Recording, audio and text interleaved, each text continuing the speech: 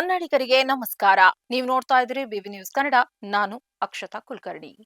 ಮಾನವೀಯತೆಗಿಂತ ಮಿಗಿಲಾದ ಅಧಿಕಾರವಿಲ್ಲ ಎಂಬುದನ್ನ ಸಚಿವರೊಬ್ಬರು ಸಾಬೀತುಪಡಿಸಿದ್ದಾರೆ. ಅಪಘಾತದಲ್ಲಿ ಗಾಯಗೊಂಡಿದ್ದ ವೃದ್ಧಿಯನ್ನ ಆಸ್ಪತ್ರೆಗೆ ದಾಖಲಿಸಿ ಚಿಕಿತ್ಸೆ ಕೊಡಿಸುವ ಮೂಲಕ ಮಾನವೀಯತೆ ಮೆರೆದು ಇತರರಿಗೆ ಮಾದರಿಯಾಗಿದ್ದಾರೆ. ಹಾಗಾದ್ರೆ ಮಾನವೀಯತೆ ಮೆರೆದ ಸಚಿವರು ಯಾರು ಅಂತೀರಾ? ಈ ಸ್ಟೋರಿ ನೋಡಿ. ಬೆಂಗಳೂರಿನ ಸದಾಶಿವನಗರದಲ್ಲಿ ನಡೆದ ಬೈಕ್ ಅಪಘಾತದಲ್ಲಿ ಗಾಯಗೊಂಡಿದ್ದ ವ್ಯಕ್ತಿಯನ್ನ ಸಚಿವ ಪ್ರಿಯಾಂಕ್ ಖರ್ಗೆ ತಮ್ಮದೇ ಕಾರಿನಲ್ಲಿ ಆಸ್ಪತ್ರೆಗೆ ಸಾಗಿಸಿದ್ದಾರೆ. ಗಾಯಾಳು ವ್ಯಕ್ತಿಗೆ ಎಂಎಸ್ ರಾಮಯ್ಯ ಆಸ್ಪತ್ರೆಯಲ್ಲಿ ತುರ್ತು ಚಿಕಿತ್ಸೆ ಕೊಡಿಸುವ ಮೂಲಕ ಮಾನವೀಯತೆ ಮೆರೆದಿದ್ದಾರೆ. ಸದಾಶಿವನಗರದ ಜನಸಂಚಾರ ವಿರಳವಾಗಿದ್ದ ರಸ್ತೆಯೊಂದರಲ್ಲಿ ಭೀಕರ ಬೈಕ್ ಅಪಘಾತ ಸಂಭವಿಸಿದ್ದು, ಅಪಘಾತದ ರಭಸಕ್ಕೆ ವ್ಯಕ್ತಿಯೊಬ್ಬರು ತೀವ್ರವಾಗಿ ಗಾಯಗೊಂಡು ರಸ್ತೆ ಬದಿಯಲ್ಲಿ ನಿತ್ರಾಣ ಸ್ಥಿತಿಯಲ್ಲಿ ಬಿದ್ದಿದ್ರು.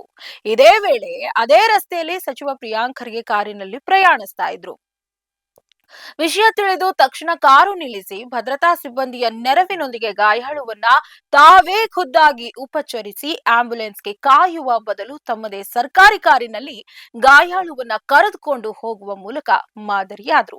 ಗಾಯಾಳುವನ್ನ ಕೂಡಲೇ ಎಂಎಸ್ ರಾಮಯ್ಯ ಆಸ್ಪತ್ರೆಗೆ ದಾಖಲಿಸಿದ ಸಚಿವರು ಆಸ್ಪತ್ರೆಯ ವೈದ್ಯರು ಮತ್ತು ಸಿಬ್ಬಂದಿಯೊಂದಿಗೆ ಚರ್ಚಿಸಿ ಗಾಯಾಳು ವ್ಯಕ್ತಿಗೆ ಯಾವುದೇ ವಿಳಂಬವಿಲ್ಲದೆ ತುರ್ತು ಚಿಕಿತ್ಸೆ ದೊರೆಯುವಂತೆ ನೋಡಿಕೊಂಡ್ರು. ಸಚಿವರ ಈ ಸಮಯ ಪ್ರಜ್ಞೆ ಮತ್ತು ಮಾನವೀಯ ನಡೆಯಿಂದಾಗಿ ವ್ಯಕ್ತಿಗೆ ಸಕಾಲದಲ್ಲಿ ಚಿಕಿತ್ಸೆ ದೊರೆತಂತಾಗಿದೆ.